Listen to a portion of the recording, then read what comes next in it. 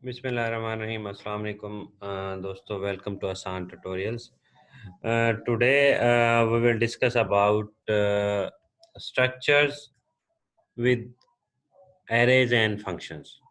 Okay, structures का arrays के साथ और function के साथ क्या relation है. एक स्ट्रक्चर डिक्लेयर करने के साथ साथ आप उसके अंदर एरेज को और फंक्शंस को कैसे यूज़ कर सकते हैं, वो हम आज डिस्कस करेंगे एग्जांपल प्रोग्राम्स के साथ. उसकी एक्सप्लेनेशन भी देखेंगे और आउटपुट स्क्रीन प्रॉपर जो है कंपाइलर पे रन करने के बाद भी देखेंगे. उसके ऊपर एनालिसिस डिस्कस करेंगे. द स्ट्रक्चर लास्ट हमारे ट्यूटोरियल में जो हमने स्ट्रक्चर डिस्कस किया था, उस स्ट्रक्चर में क्या था कि हमने एक एग्जांपल प्रोग्राम देखी जिसमें हमने कुछ इनपुट डाटा कराया, कुछ फिर उसका आउटपुट स्क्रीन पे डिस्प्ले कराया. उस पे हमने एक स्टूडेंट स्ट्रक्चर बनाया था और स्टूडेंट का वेरिएबल ऑब्जेक्ट बनाया हमने. फिर उस ऑब्जेक्ट को उसके मार्क्स, रोल नंबर, एवरेज और ग्रेड्स इंटर करा के आउटपुट स्क्रीन पे फिर वो डिस्प्ले कराए. तो आज जो है हम डाटा मेंबर्स जहाँ पे हमने मार्क्स, एवरेज और ग्रेड्स वगैरह डिक्लेयर किए थे, वहाँ पे हम एरेज डिक्लेयर करके प्रोग्राम बनाएंगे और फंक्शंस भी हम बनाएंगे. फंक्शंस के थ्रू जो है स्ट्रक्चर का क्या रिलेशन है उस पर डिस्कस करते हैं. The structure and array both are C++ derived types, while arrays are collection of language elements. Structure assemble dissimilar elements under one roof. Mean के arrays में सेम डाटा होता है, सेम डाटा टाइप, सेम उसकी होती है, data की types होती है. जबकि स्ट्रक्चर्स में जो है डिफरेंट डाटा टाइप्स और डिफरेंट डाटा मेंबर्स आप डिक्लेयर कर लेते हैं. Thus, both average and structure allow several values to be treated together as a single data object. The arrays and structure can be combined together to form a complex data object. तो हम arrays के अंदर structures के अंदर arrays को declare कर दें, तो उससे ये होगा कि हम arrays की जो फैसिलिटी है वो भी हम यूज़ कर सकते हैं स्ट्रक्चर के अंदर. इस एग्जांपल में हम देखते हैं कि सपोज कि हमने एक स्ट्रक्चर बनाया है जिसका नेम हमने क्या रखा है जी, बुक्स.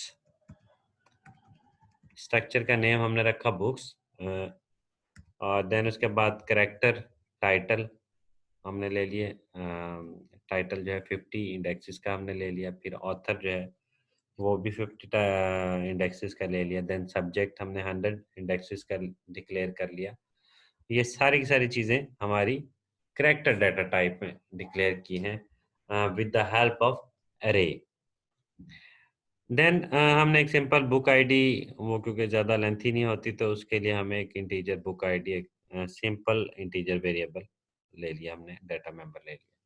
तो ये सारी की सारी चीज़ें हमारी स्ट्रक्चर, बुक नेम का जो स्ट्रक्चर है उसके मेंबर्स हैं, डाटा मेंबर्स हैं. इन डाटा मेंबर्स को हम डॉट ऑपरेटर के थ्रू बाद में एक्सेस भी कर सकते हैं. कैसे करेंगे अभी आगे देखते हैं. अब हमारे पास यहाँ पे देखें कि इंट मेन के अंदर हमने बुक्स, बुक्स क्या था हमारा, ये स्ट्रक्चर का नेम था.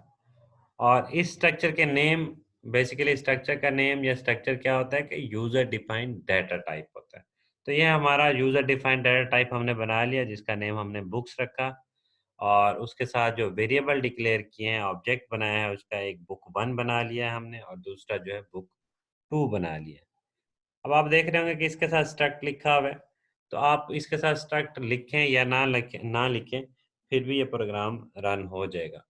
तो स्ट्रक्ट लिखने का मकसद सिर्फ ये है कि आप जस्ट शो करना चाह रहे हैं कि ये जो हमारा यूजर डिफाइंड डाटा टाइप है ये बेसिकली स्ट्रक्चर है, और स्ट्रक्चर टाइप का ये डाटा टाइप हमने यहाँ पे मेंशन किया हुआ है. नेक्स्ट हम देखते हैं कि सपोज कि हम एक जो बुक 1 हमने वेरिएबल लिया, उसके कुछ वैल्यूज उसको असाइन करनी है. सपोज के टाइटल उसको देना है, ऑथर देना है, देन सब्जेक्ट देना है. तो ये देने का तरीकाकार क्या है कि यहाँ पे हमने एक बिल्ट इन फंक्शन यूज़ किया है, strcpy. स्ट्रिंग कॉपी का एक फंक्शन होता है, बिल्ट इन होता है ये सी स्ट्रिंग लाइब्रेरी फाइल के अंदर. बाय डिफ़ॉल्ट अवेलेबल होता है। ये सी स्ट्रिंग लाइब्रेरी फाइल है, इसके अंदर बिल्ट इन फंक्शन ये अवेलेबल है। आप जस्ट strcpy लिखें, उसके बाद आप अपना वेरिएबल का नेम लिख के डबल कोटेशन में जो भी स्ट्रिंग आपने इंटर करनी हो वो इसके अंदर कॉपी करा सकते हैं।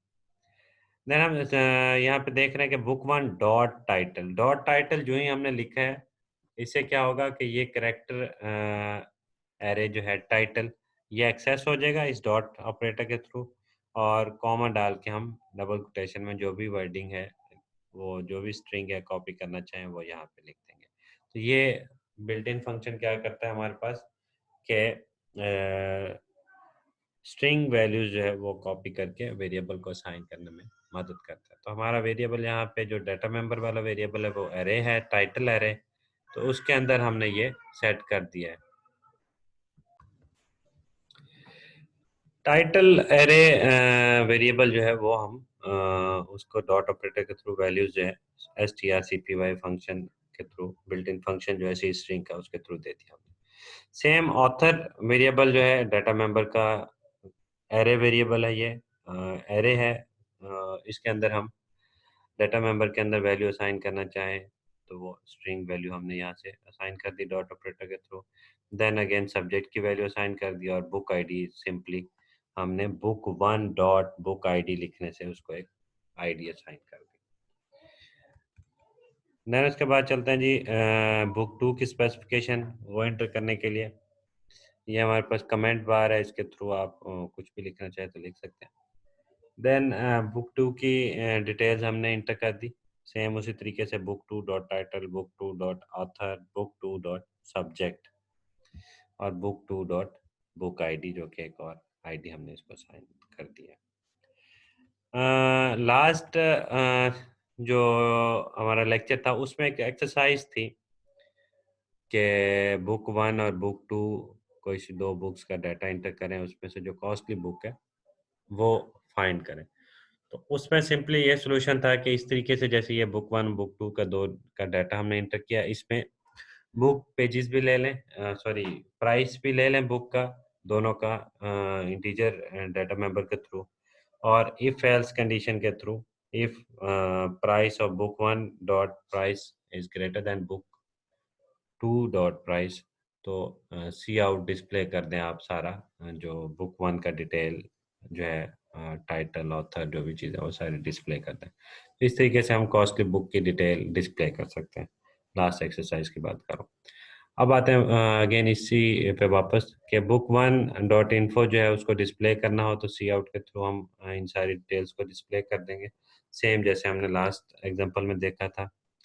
Book one dot title, book two dot author, book two dot subject. अब आप यहाँ पे एक चीज़ देखें कि इसके साथ हमें एरे की तरह के ब्रेसेस वगैरह लगाने की ज़रूरत नहीं है। जैसे आप डॉट उसका नेम लिखेंगे टाइटल, तो हम टाइटल कंप्लीट डिस्प्ले कर सकते हैं, और बुक टू की भी डिटेल इसी तरीके से हम डिस्प्ले कर सकते हैं। तो अभी कंपाइलर पे चलते हैं, कंपाइलर पे इसकी मैं प्रोग्राम की डिटेल आपको दिखाता हूँ।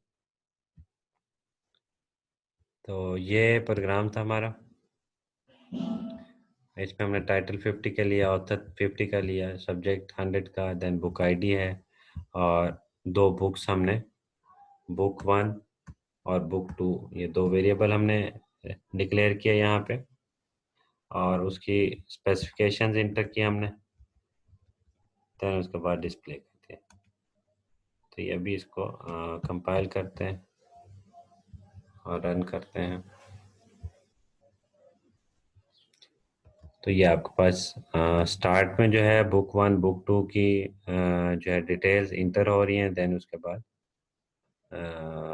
सॉरी इंटर तो हमने डिफ़ॉल्ट strcpy फंक्शन के थ्रू करा दी। तो जितने डाटा हमने इंटर कराया उसकी आउटपुट जो बनती है वो आपके पास लाइन नंबर 30 से लाइन नंबर 39 तक जितनी भी डिटेल है वो आपके पास आउटपुट स्क्रीन पे डिस्प्ले हो रही है।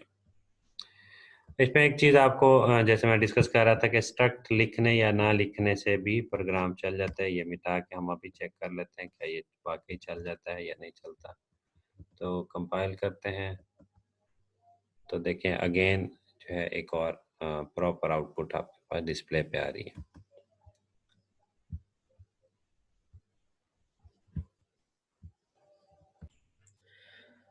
नेक्स्ट डिस्कशन हमारी जो है वो स्ट्रक्चर का फंक्शन के साथ रिलेशन है कि we can pass a structure as a function argument.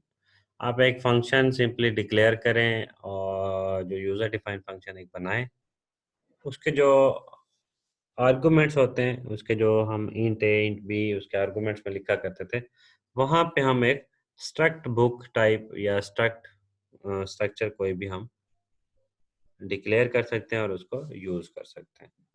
तो अभी इसे एग्जांपल में देख लेते हैं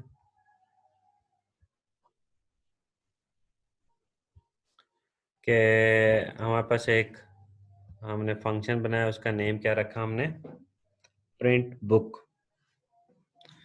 उस फंक्शन के अंदर जो हम पहले हम लिखा करते थे, अगर अगर आपको याद हो, फंक्शन बिल्ट इन फंक्शन में int A comma int be like इस तरह की कोई एक्टिविटी किया करते थे आर्गुमेंट्स में, तो उसी जगह पे हमने यहाँ पे इंट की बजाय हमने अपना यूजर डिफाइंड डाटा टाइप जो कि बुक्स है, वो हमने यहाँ पे लिखा बुक्स, और आगे ए या बी की जगह पे हमने वेरिएबल का नेम हमने यहाँ पे बुक रख दिया।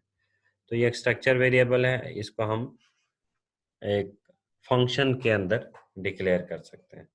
देन उसके बाद ये स्ट्रक्चर खुद है क्या, इसको भी डिक्लेयर करना है, वो हम यहाँ पे डिक्लेयर कर लेते हैं कि जी स्ट्रक्ट बुक्स, और अगेन वही जो अभी लास्ट प्रोग्राम में हमने बुक्स वाला एक स्ट्रक्चर वेरिएबल स्ट्रक्चर बनाया था, उसके डाटा मेंबर बनाए थे, वो यहाँ पे हमने अगेन बना लिए।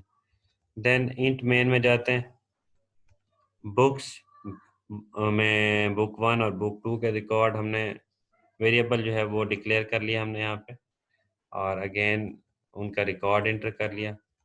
रिकॉर्ड इंटर करने के बाद जो प्रिंटिंग वाली एक्टिविटी है, जो सी आउट वाली एक्टिविटी हमने की थी, वो हम प्रिंट बुक फंक्शन के थ्रू, ये ऐसे है जैसे हम एक display function user defined function बनाया करते थे जो कि मैसेज डिस्प्ले करने के लिए जस्ट यूज होता था। ये वो डिस्प्ले फंक्शन की तरह हमने एक फंक्शन बनाया जिसका नाम हमने रख दिया प्रिंट बुक, और बुक वन अगर उसके अंदर आर्गुमेंट में दे दें तो वो बुक वन का रिकॉर्ड हमें डिस्प्ले कर देगा, अगर आर्गुमेंट में बुक टू दे दें तो हमारे पास वो बुक टू का रिकॉर्ड डिस्प्ले करेगा। अब आते हैं कि ये book one sorry print book जो है कैसे वर्क करेगा, इसका फॉर्मूला क्या है, फंक्शन की डेफिनेशन का है, तो वो डेफिनेशन भी देख लेते हैं। तो ये बेसिकली फंक्शन की डेफिनेशन है कि वो कैसे हमारे पास डिस्प्ले करेगा। तो ये डेफिनेशन कैसे काम कर रही है ये देख लेते हैं कि जी हमने फंक्शन डेफिनेशन में सबसे पहले फंक्शन का नेम लिखा, नेम लिखने के बाद करली ब्रैकेट के अंदर उस फंक्शन की वर्किंग बताई। तो ये वर्किंग क्योंकि सिंपल इस फंक्शन की वर्किंग सी आउट कराना है, डिस्प्ले कराना है, तो हमने उसकी करली ब्रैकेट्स के अंदर फंक्शन की जो एक्टिविटी है, उसके जो डिटेल है, फंक्शन की डेफिनेशन है, वो हमने यहाँ पे मेंशन कर दी। Book title is equal to book title, और then book author is book author, book subject book dot subject, और आईडी की जगह पे बुक डॉट बुक आईडी हमने यहाँ पे रखा। अब आप देख रहे होंगे कि ये यहाँ पे कैपिटल हमने बी डबल ओ के बुक्स वाला जो बुक वो नहीं लिखा हुआ, यहाँ सिंपल एक लिया हुआ है। तो ये बेसिकली हमारा फॉर्मल पैरामीटर जो फार्मूला डिफाइन करने के लिए हम यूज़ करते हैं फंक्शंस के अंदर, ये वो वाला है। ये जैसे फार्मूला डिक्लेयर करने डिफाइन करने के लिए यूज़ हो रहा है, और इसकी एक्चुअल पैरामीटर्स जो हैं फंक्शन के एक्चुअल पैरामीटर हमारे ये वाले बुक वन और बुक टू हमारे एक्चुअल पैरामीटर हैं। तो एक्चुअल पैरामीटर हमारे फंक्शन कॉलिंग के दौरान यूज़ होते हैं। तो ये फंक्शन कॉल यहाँ पे हमने की हुई है। तो फंक्शन से रिलेटेड, एरे से रिलेटेड जो भी कॉन्सेप्ट डिटेल में चाहिए वो प्रोग्रामिंग फंडामेंटल के जो लेक्चर्स होंगे उसके अंदर आप देख सकते हैं। तो इसके आउटपुट देख लेते हैं अभी फंक्शन वाले प्रोग्राम की प्रॉपर कंपाइलर के थ्रू। ये हमारे पास प्रोग्राम आ गया फंक्शन वाला। यहाँ पे हमने लाइन नंबर 4 में फंक्शन डिक्लेयर किया जिसका नाम हमने रखा प्रिंट बुक। उसके बाद स्ट्रक्चर को डिक्लेयर किया हमने, उसके कुछ मेंबर्स जो हैं टाइटल ऑथर सब्जेक्ट और बुक आईडी उसके थ्रू। देन हमने दो जो है सिंपल से उसके वेरिएबल डिक्लेयर किए, स्ट्रक्चर वेरिएबल ऑब्जेक्ट्स बनाए स्ट्रक्चर के, फिर उसकी डिटेल हमने strcpy फंक्शन के थ्रू, बिल्ट इन फंक्शन के थ्रू इंटर किया है दोनों की।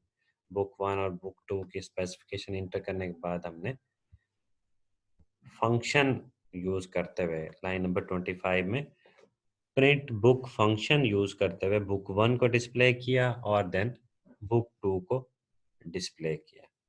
तो ये सिंपली इसको कंपाइल करके देख लेते हैं अभी। ये आपके पास आउटपुट जो डिस्प्ले हो रही है because of the print function, जो कि एक यूज़र डिफाइंड फंक्शन हमने बनाया, उसके थ्रू ये डिस्प्ले हो रहा है डाटा सारा का सारा ऑफ बुक 1 एंड बुक 2, जो कि ऑब्जेक्ट्स हैं स्ट्रक्चर बुक्स के।